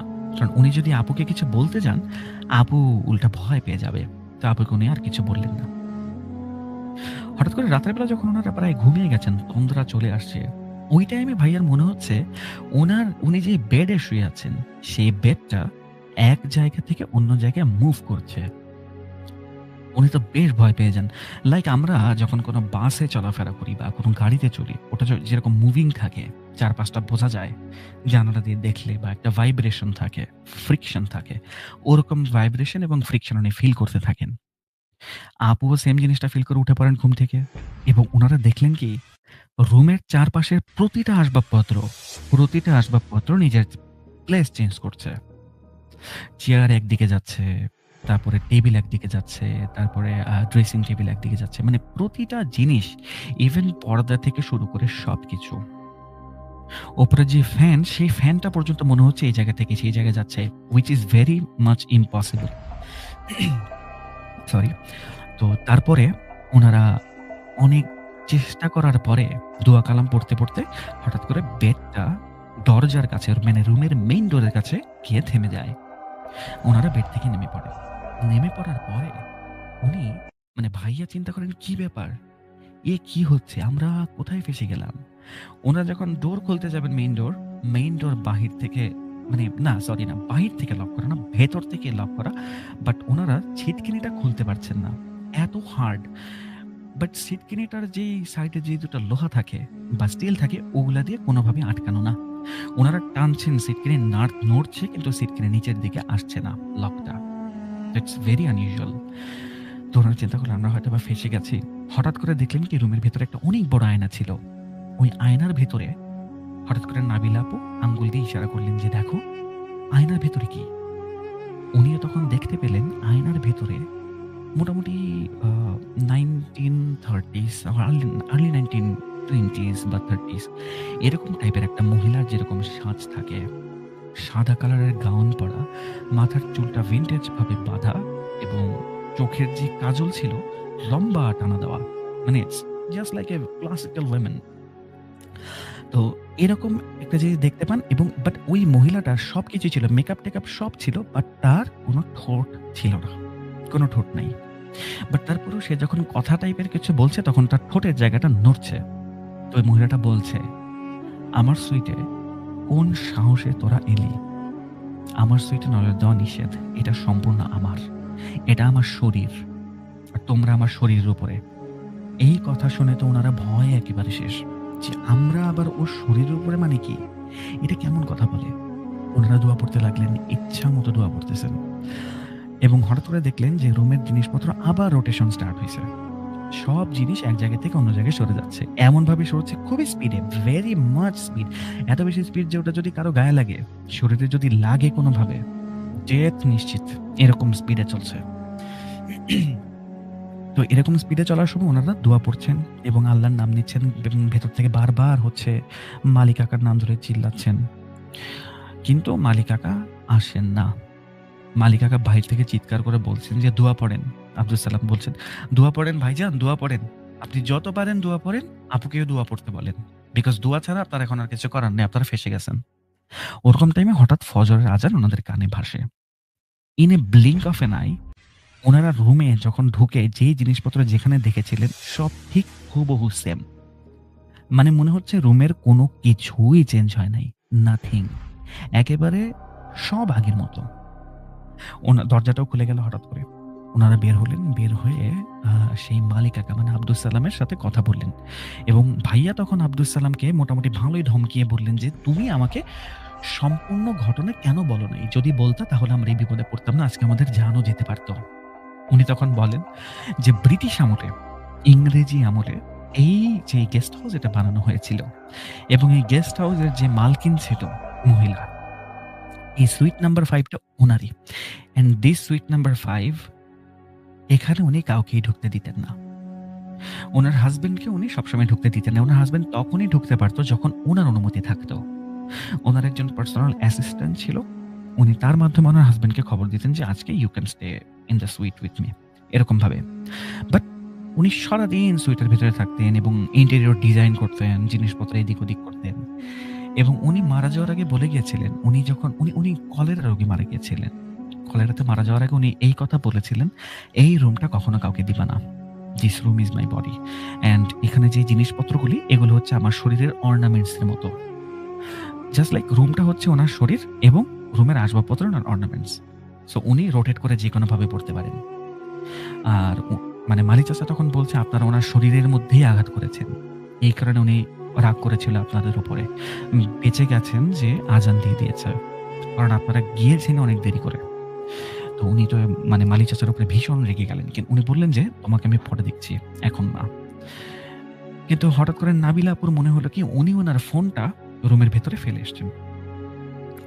এরপরে যখন ভাইয়া মোবাইলটা সকালবেলা আনতে গেলেন, তখন উনি দেখতে পেলেন মোবাইলটা তো রুমের সামনেই পড়ে আছে, রুমের মাঝখানে একদম। বাট এই মোবাইল ফোনটা is not a mobile phone. এটা মনে হচ্ছে কাঠের কোনো একটা আসবাব। দেখতে মোবাইল ফোনের মতোই বাট কাঠের একটা আসবাব। তো এখন উনি চিন্তা করতে পারছেন না যে এই মোবাইলটা কি কাঠের আসবাব হয়ে গেছে? নাকি এরকম টাইপের একটা আসবাব এখানে আগে থেকেই ছিল? বিকজ মোবাইলটা আপু বলেছিলেন যে উনি যখন রুম থেকে বের হচ্ছেন তখন উনার কোমরে শাড়িতে মোবাইলটা গোজা ছিল এবং দৌড়ে বের হওয়ার সময় শাড়ি থেকে মোবাইলটা নিচে পড়ে যায় এবং রুম থেকে বাইরে বেরিয়ে উনি মোবাইলটা দেখেছিলেন যে রুমের মাঝখানে এবং ওই যে কাঠের আসবাবটা, ওই আসবাবটা ওই একই জায়গায় আছে যেখানে আপু বলেছিলেন যে মোবাইল হ্যাজ বিন লস্ট। কিন্তু ওইখানে এই মোবাইলটা আর খুঁজে পাওয়া যায়নি। উনারা সরাসরি ময়মনসিংহে ফিরে আসেন আবার। ফিরে এসে একজন হুজুরের সাথে কথা বলেন। হুজুর বলেন যে, "দেখো, আসলে মানুষ যে বলে আত্মা, আত্মার কনসেপ্ট তো আছে আমাদের ধর্মেও কিন্তু আত্মা হচ্ছে মৃত্যুর পরে চলে যায় আল্লাহর কাছে। আমাদের এখানে আত্মা বলতে কিছু থাকে না। কিন্তু যেটা থাকে সেটা হচ্ছে জিন। কোন জিন হয়তোবা তার এই মহিলাটা যে ছিল, তার এরকম আচরণ দেখে তার প্রতি আকৃষ্ট হয় এবং সেই লাইফটা সে লিড করতে চায়। এমনিও যেই রুমে বা যেই বাসায় অনেকদিন ধরে মানুষের কোনো পদচিহ্ন পড়ে না, সেই সমস্ত জায়গায় জিনেদের আড্ডা বা ঘাঁটি থাকে। সো এটা নিয়ে আসলে ভাবার কিছু নাই। বাট তোমরা বড় বিপদে পড়েছিলা।" আর আরেকটা কথা আমি মাঝখানে বলতে ভুলে গিয়েছিলাম যে ওই যে আয়নাটা ছিল, যে আয়নাতে মহিলাটাকে দেখা গিয়েছিল। সেই আয়নাটা সেদিন রাতেই মহিলাটা যখন চিৎকার করে বলল যে, "আমার রুমে কেন আসছো? আমার সুইটে কেন আসছো?" তখন উনার চিৎকারের সাথে, সাথে আয়নাটা ভেঙে যায়। কিন্তু পরের দিন যে ভাই রুমের ভেতরে গিয়ে দেখলেন, তখন আয়নাটা ভাঙা ছিল না। It was totally intact, just like a new mirror. So এটাই ছিল আনইউজুয়াল খুবই বড় একটা ঘটনা। উনি আমাকে যখন ঘটনাটা বলেছেন, উনি আমাকে বলেছিলেন যে, "তুমি তো ভাইয়া ভূত.com এ ঘটনা শেয়ার করো। তুমি তো অনেক মানুষের সাথে যোগাযোগ করো। তোমার হয়তোবা এক্সপেরিয়েন্স আমার থেকে বেশি এই জিনিসগুলোর প্রতি। তো তোমার কি মনে হয় এটা কি ছিল?" আমি তখন হুজুরের মতোই বলেছিলাম যে, "হ্যাঁ, এটা হয়তোবা জিন। বিকজ আমাদের ধর্মে তো আত্মার কোনো কনসেপ্ট নাই।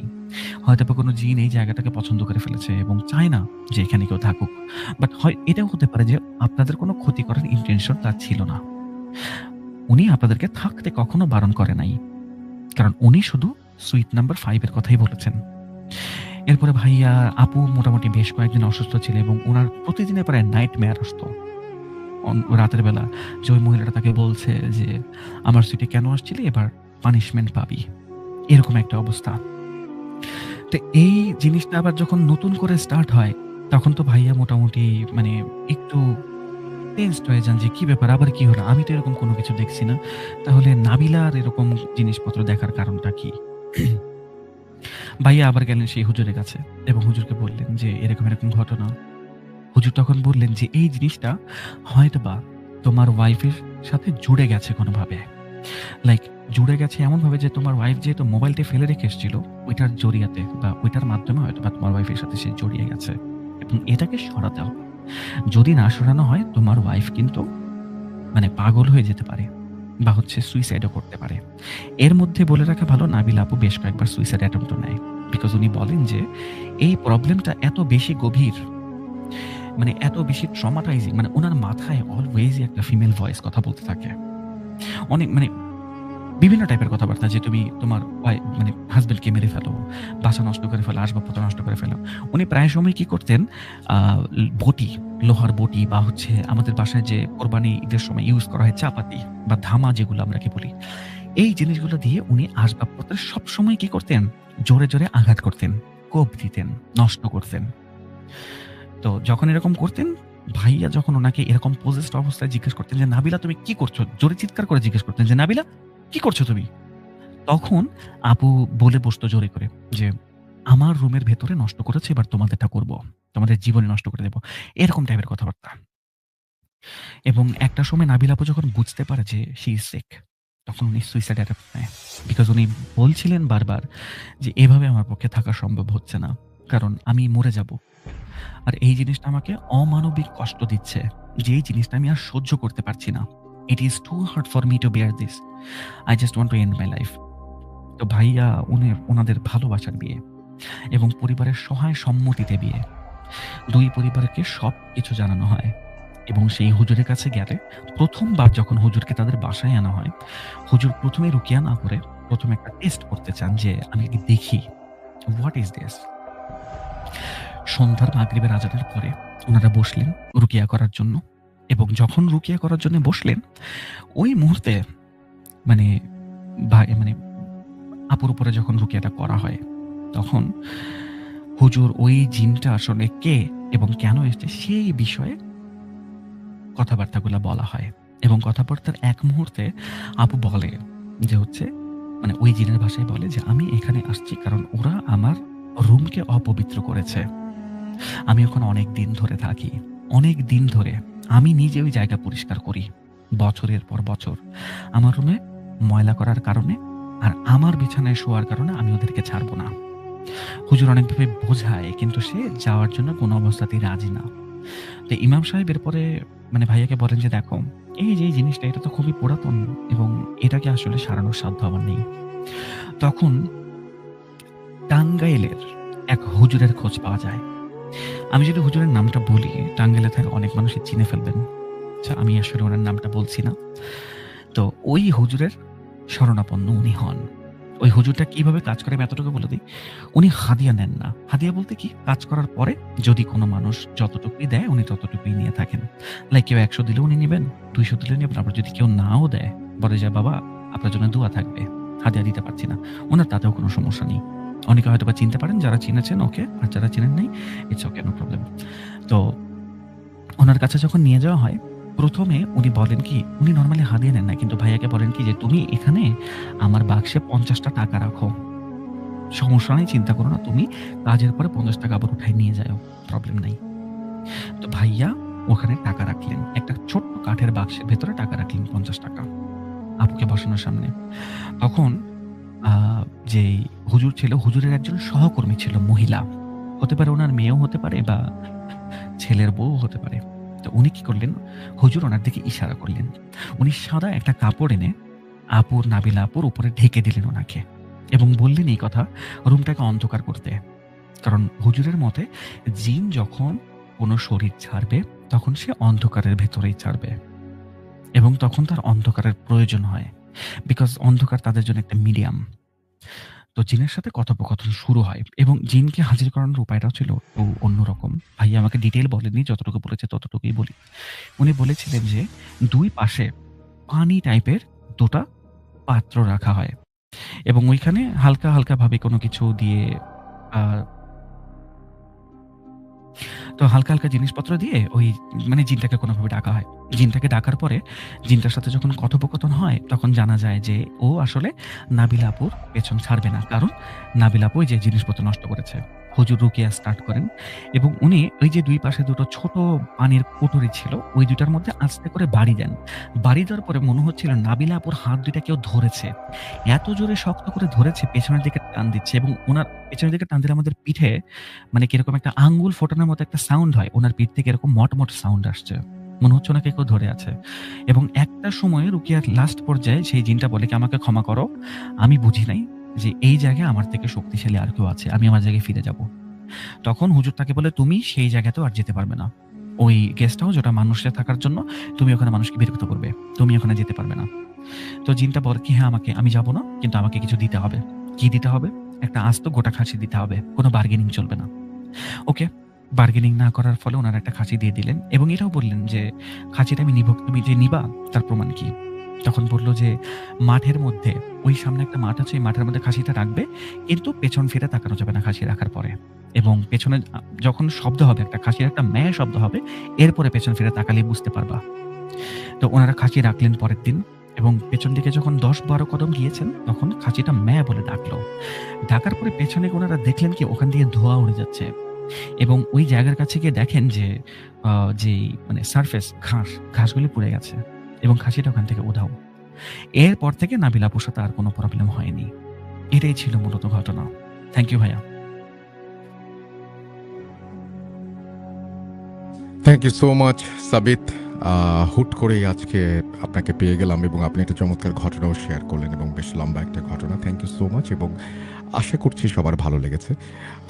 আপনাকে অসংখ্য ধন্যবাদ আমাদের সঙ্গে থাকার জন্য এবং আপনি আপনার ঘটনা সামনেও আমরা মানে কি বলবো যে প্রত্যেকটা উইকেই যায় এবং আপনি প্রত্যেক উইকেই খুব নিয়ম করে এই ঘটনাগুলো আমাদেরকে সংগ্রহ করে দেন এবং আপনি সেই ঘটনাগুলো আমরাও খুব আনন্দ নিয়েই পড়ি এবং আশা করছি যে আপনারা সেই ঘটনাগুলো এনজয়ও করেন। যদিও আমার পড়াটা নিয়ে অনেকের কমপ্লেইন আছে, কিন্তু বাট আমি বিশ্বাস করি যে আপনারা ঘটনাটা এনজয় করেন।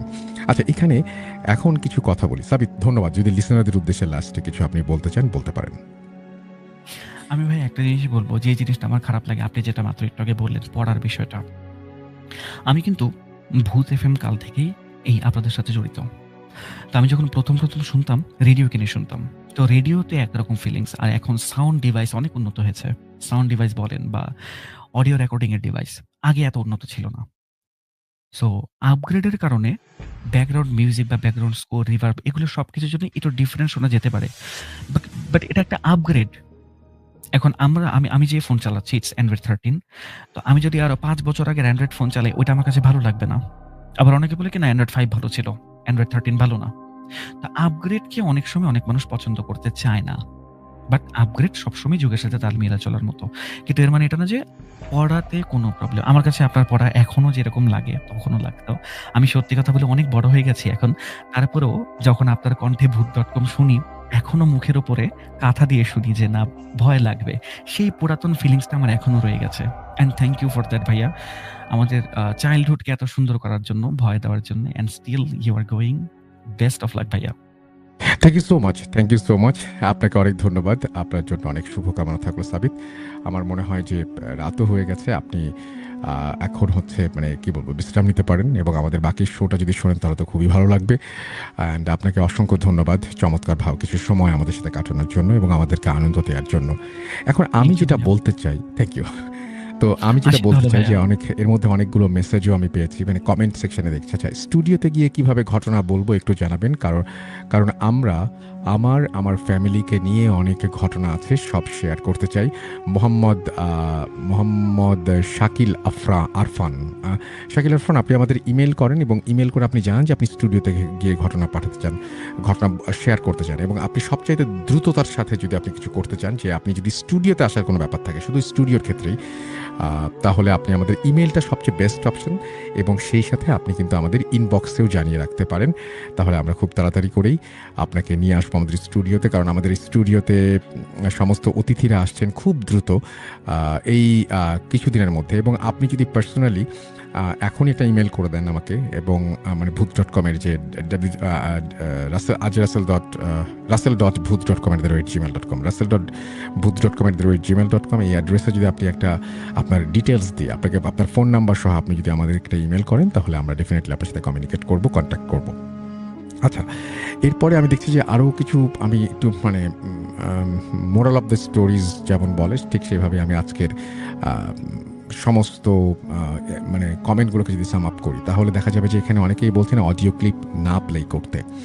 আমি একটা কথা বলবো যে অডিও ক্লিপ কিন্তু খুবই সিম্পলি তারা ঘটনা বলেন, যেটা আপনারা পছন্দ করেন অনেক বেশি এবং খুব চমৎকারভাবে বলেন অনেকেই, এবং অনেকে খুব চমৎকার স্টোরি টেলার, অনেকেই খুব চমৎকার স্টোরি টেলার, এবং তারা যখন বলেন, আমি সবসময় অডিও ক্লিপ প্রেফার করি এই কারণেই, তাদের ঘটনা তারা শেয়ার করছেন তাদের মতো করে। এটা আসলে খুবই ইন্টারেস্টিং। ভূত.com-এ বা আমার সাথে যত স্টোরি টেলার এখন পর্যন্ত ঘটনা শেয়ার করেছেন, তাদের স্পেশালিটি, তাদের অনেকে আপনারা পছন্দও করেন এই কারণে, তাদের স্পেশালিটি ছিল তারা তাদের ঘটনাগুলো তাদের মতো করে সুন্দর করে বলতেন। এখন অডিও ক্লিপের সবচেয়ে বড় যে প্রবলেম, এটা যিনি স্টোরি বলছেন তিনি কিন্তু না, সবচেয়ে বড় প্রবলেম হচ্ছে যিনি স্টোরি বলছেন বা বলতে চাইছেন তার হয়তো মানে রেকর্ডিং জনিত কোনো ত্রুটি থাকতে পারে বা সাউন্ডটা হয়তো একটু অন্যরকম শোনায়, এই জন্যই। আবার সাউন্ডটা তো আপনাদের কথা অনুযায়ী বেশি নাটকীয় হওয়াও ভালো না, কিন্তু সাউন্ডটা মানে উনি যেভাবে বলছেন, আমরা যেটা এই জন্যই কিন্তু আমরা স্টুডিওতে আবার সবাইকে মাঝে মাঝে ইনভাইট করি, যাতে হচ্ছে স্টুডিওতে এসে ওই সেট আপে আপনি আপনার ঘটনা শেয়ার করতে পারেন। যেমন আজকে সাবিত আমাদের সাথে শেয়ার করলেন, তো আপনি স্টুডিওতে এসেও সরাসরি শেয়ার করতে পারেন। আর অডিও ক্লিপ আমি বন্ধ করবো না, এই জন্যই করবো না যে অডিও ক্লিপ যারা পাঠান তাদের মধ্যে অসংখ্য স্টোরি টেলার আছেন, দে আর বেটার দ্যান মি, এবং তারা খুব আমি তো স্টোরি টেলার না, আমি তো আসলে সত্যি কথা বলতে স্টোরিগুলোকে কালেক্ট করে আপনাদের সামনে উপস্থাপন করি, কিন্তু তারা অনেক চমৎকারভাবে ঘটনা বলেন। আপনি যদি একটু রেগুলার শোনেন তাহলে বুঝতে পারবেন। আমরা সবসময় আসলে খুব ভালো স্টোরি টেলার যে পাই সেটাও তো না, আসলে আপনাদের কথায় কিন্তু যুক্তি আছে, বাট অডিও ক্লিপটার মধ্যে একটা অরিজিনাল ব্যাপার আছে, যে ব্যাপারটা আমি আসলে মিস করতে চাই না কোনোভাবে, এবং আমার মনে হয় যে আপনাদেরও মিস করাটা ঠিক হবে না, আমি এটাই বলবো আর কি। আর বাকি যারা আছেন তারা সুকান্ত মাইতির ঘটনা শুনতে চেয়েছেন। সুকান্ত মাইতির ঘটনা কিন্তু আমরা কয়েকদিন আগেও প্লে করেছি, শুনিয়েছি আপনাদেরকে, আমি নিজেই পড়ে শুনিয়েছি আপনাদেরকে। এবং আপনারা সাব্বিরজির ঘটনা শুনতে চেয়েছেন অনেকে। সাব্বিরজির ঘটনা সুকান্ত মাইতি পারিবারিক কারণে ব্যস্ত থাকার কারণে তিনি হচ্ছে আসলে এই গত মাসে শেয়ার করার কথা ছিল, কিন্তু তিনি শেয়ার করতে পারেননি, কিন্তু খুব দ্রুত তিনি সাব্বিরজির ঘটনা শেয়ার করবেন, সেটাও আপনারা খুব দ্রুতই শুনতে পারবেন আর কি। তো সেটা নিয়েও কোনো সমস্যা নেই। আর ফাইনালি আপনারা যেরকম আমরা জানেন যে আমরা অনেকেই আপনাদেরকেও বলছি যে আপনারাও যেহেতু অনেকেই চান একটু অন্যরকম ভাবেও যেন পড়া হয় ঘটনাগুলো, একটু অন্যরকম ভাবেও যেন আমরা উপস্থাপন করি, সেই কারণে কিন্তু আমরা অনেককে ইনভাইটও করছি যে আমাদের স্টোরিগুলো আপনারা পড়ে দেন, এবং অনেকে কিন্তু পড়ছেনও সেটা, এবং সেটা অনেকে পছন্দও করছেন। তো আমি জানি যে মানে এখন মানে এরকমই একটা ঘটনায় আমরা যাব, যে ঘটনাটা আসলেই খুবই সিম্পলি পড়া হয়েছে। ঠিক অনেকেই যে মেসেজ পাঠাচ্ছেন আপনাদের মতো করেই, মানে আপনাদের সমস্ত জিনিসপত্রগুলোকে মেনটেন করেই করা হয়েছে, এবং আমার মনে হয় যে আপনার ভালো লাগবে। সো একেবারেই প্রথম থেকে শেষ পর্যন্ত শোনার অনুরোধ রইল। এবং কণ্ঠস্বরও খুব চমৎকার, পড়ার ভঙ্গিও খুব চমৎকার, এবং খুব সিম্পলি পড়েছেন। যদি আপনারা শোনেন তাহলে আমার মনে হয় যে উপভোগ করবেন। চলুন আমরা আমাদের পরের ঘটনাটায় যাই। আশা করছি আপনাদের ভালো লাগবে। ফিডব্যাক অবশ্যই দেবেন আমাদেরকে, কমেন্ট সেকশন আপনাদের জন্য অলওয়েজ ওপেন করা আছে, সো আপনারা ফিডব্যাক দিবেন আশা করব। আমরা চলে যাচ্ছি আমাদের পরবর্তী ঘটনায়, যে ঘটনাটি আমাদের সাথে শেয়ার করেছেন, মানে পড়ে শুনিয়েছেন আমাদেরকে জুনায়েদ। চলুন শুনে আসি ঘটনাটি, এবং আমি নিশ্চিত এই ঘটনাটি আপনাদের ভালো লাগবে। আজ আবার শুনতে পাচ্ছেন শব্দটা? ভয়ের আরেক নাম ভূত.com with Russell.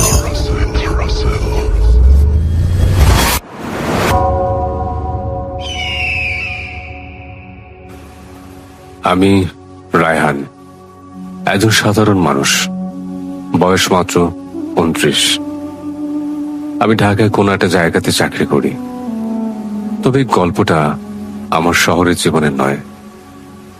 এটা ঘটেছিল এক বৃষ্টি ভেজা অক্টোবর রাতে আমার জন্মভূমি চাঁদপুরের এক দূরবর্তী গ্রামে, শিমুলতলী। সেই গ্রামটাতে আমি শৈশব কাটিয়েছি, কিন্তু প্রায় 12 বছর হলো আমি ফিরিনি। বাবা মা দুজনেই মারা গেছেন অনেক আগেই। একমাত্র ছোট চাচা থাকেন ওখানে, চাচা আব্দুল করিম। একদিন হঠাৎ চাচার ফোন পেলাম, তার কণ্ঠে অদ্ভুত এক কম্পন ছিল। রায়হান, তুমি যদি পারো একবার চলে এসো, এই বাড়িটা ঠিকঠাক নেই। আমি জিজ্ঞেস করলাম, ঠিকঠাক নেই মানে? চাচা ফিসফিস করে বললেন, তুমি এলে বুঝবে। তারপর ফোন কেটে গেল। আমি অফিস থেকে ছুটি নিয়ে ট্রেনে রওনা দিলাম। বিকেলে আকাশ ঘন কালো মেঘে ঢেকে গেল। স্টেশনে পৌঁছাতে পৌঁছাতে প্রবল বৃষ্টি শুরু হলো। চাঁদপুর থেকে শিমুলতলী প্রায় 1 ঘন্টা লাগে, কিন্তু রাতে যাওয়ার গাড়ি পাচ্ছিলাম না। শেষে এক বৃদ্ধ রিক্সাওয়ালা রাজি হলো। রিক্সাটা অন্ধকার মেঘে ঢাকা কাঁচা রাস্তায় চলছিল। চারপাশে শুধু কুয়াশা আর বৃষ্টির শব্দ। দূরে মাঝে মাঝে বিদ্যুৎ চমকাচ্ছে।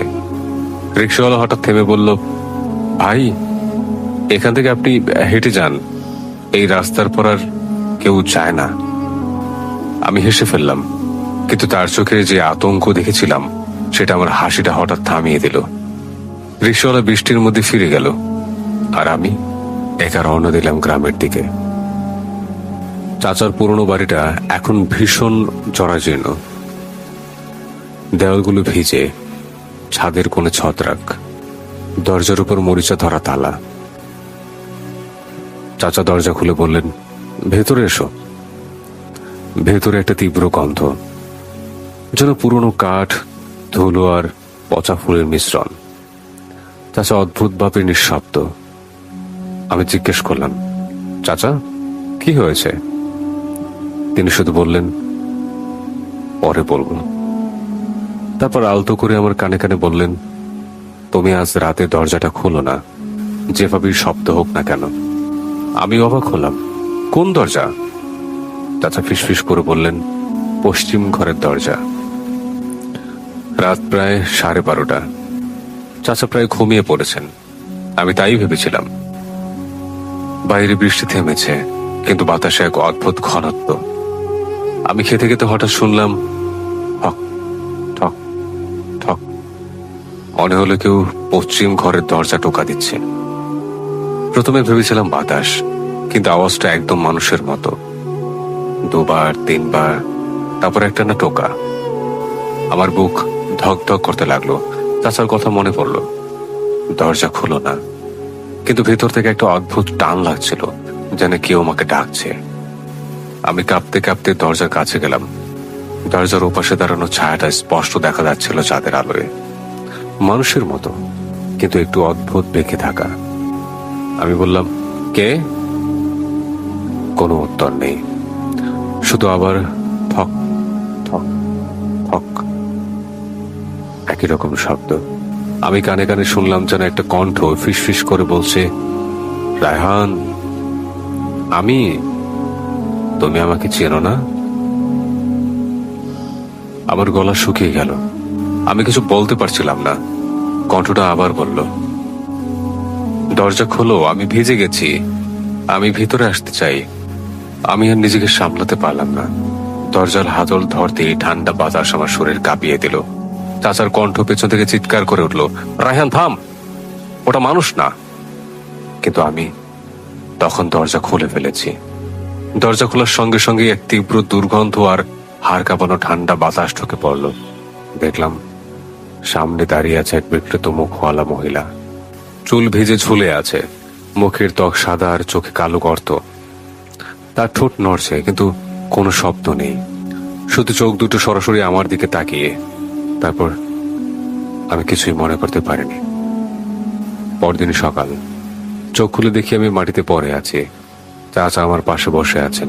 তিনি বললেন, 3 দিন তুমি অচেতন ছিলে, দরজা খোলার পর তুমি মাটিতে পড়ে গিয়েছিলে। আমি আতঙ্কে জিজ্ঞেস করলাম, চাচা, ওই মহিলা কে?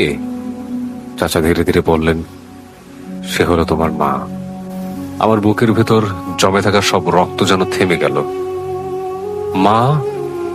মা তো অনেক বছর আগেই মারা গেছেন।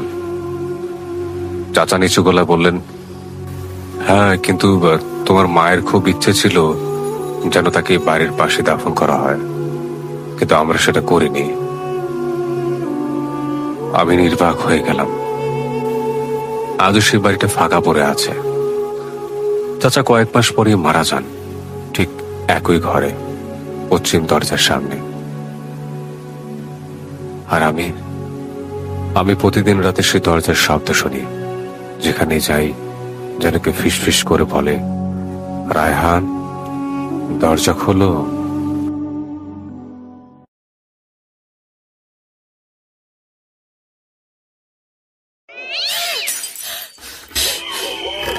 আজ আবার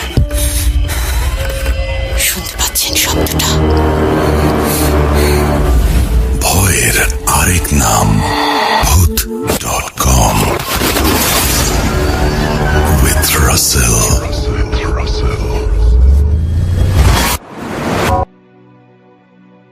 ওয়েলকাম ব্যাক। আপনাদের সবাইকে স্বাগত জানাচ্ছি আমি রাসেল। ঘড়িতে সময় রাত 11:48। কালকে তো কাজ আছে আমাদের, একদম আমরা উইকের মাঝামাঝি একটা সময় আছি এবং সবাই নিশ্চয়ই কালকের কাজ নিয়ে ব্যস্ত হয়ে পড়বেন। আবারও কিছুক্ষণের মধ্যে আপনাদের বিশ্রামে যাওয়ারও প্রয়োজন। সেই কারণেই আমরা এখন আজকে শোটা যথেষ্ট লম্বাই করে ফেলেছি। আপনাদের সবাইকে অনেক ধন্যবাদ জানিয়ে শেষ করতে চাই। আশা করছি আপনারা আমাদের সাথেই থাকবেন। যারা এখনও ঘটনা পাঠাননি, ঘটনা পাঠাবেন। আমাদের ইমেল অ্যাড্রেস russell.booth.com@gmail.com। আপনার নাম, ঠিকানা এবং ফোন নাম্বার নাম্বার সহ আপনার জীবনে ঘটে যাওয়া বা আপনার জানা সেরা ঘটনা লিখে পাঠিয়ে দেবেন আমাদের কাছে। এবং আপনারা যারা এখনও পর্যন্ত আমাদের ইউটিউব চ্যানেলটি সাবস্ক্রাইব করেনি, যদি ভালো লাগে অবশ্যই সাবস্ক্রাইব করবেন এবং অবশ্যই বেল আইকনটি ক্লিক করতে ভুলবেন না। আর যারা প্রথম থেকে শেষ পর্যন্ত আমাদের সঙ্গে শুনলেন, এতক্ষণ পর্যন্ত আমাদের সাথে ছিলেন, তাদের সবাইকে অসংখ্য ধন্যবাদ। আপনাদের জন্যই বারবার এই ফিরে আসা, আপনাদের জন্যই বারবার হাজির হওয়া, এবং সপ্তাহের বিভিন্ন দিন আপনাদের জন্য বিভিন্ন অনুষ্ঠান বা বিভিন্ন এপিসোড সাজানো থাকে। আর সেগুলো জানতে এবং ইমিডিয়েটলি সব কিছুর নোটিফিকেশন পেতে subscribe to our YouTube channel and click the bell icon. আপনারা ভালো থাকবেন সবাই। শুভরাত্রি। আল্লাহ হাফেজ।